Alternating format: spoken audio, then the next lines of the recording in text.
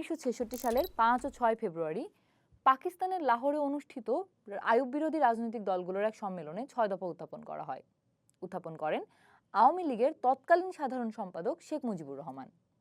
এই বছর অর্থাৎ 2026-এ 6 দফার 6 দশক পূর্ণ হলো। 6 দফাকে বলা হয় বাঙালির মুক্তি সনদ। 1966 সালের 6 দফা আন্দোলনের পর থেকে বাংলাদেশ তথা তৎকালীন পূর্ব পাকিস্তানের রাজনীতির গতিপথ পাল্টে যায় দ্রুত।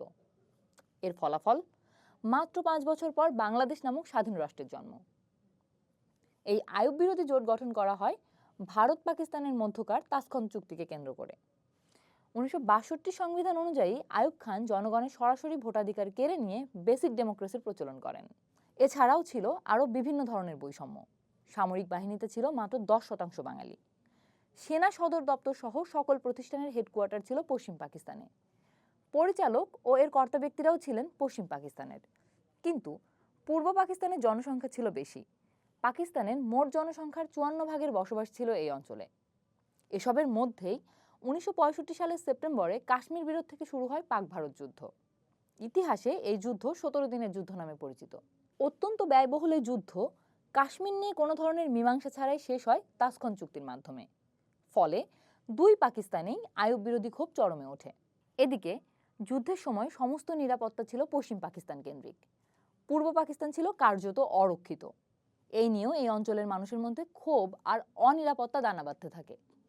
এরই পরিপ্রেক্ষিতে 1966 সালের ফেব্রুয়ারি মাসে লাহোরে দুই পাকিস্তানের আইয়ুব বিরোধীরা মিলিত হয়। শেখ মুজিব 4 ফেব্রুয়ারির ওই মিটিংয়ে 6 দফার কথা বলেন full regional autonomy in all aspects, economy, politics and defence. বলাই বাহুল্য, সেই আইয়ুব বিরোধী জোট ওই প্রস্তাব সম্পূর্ণ নাকচ করে।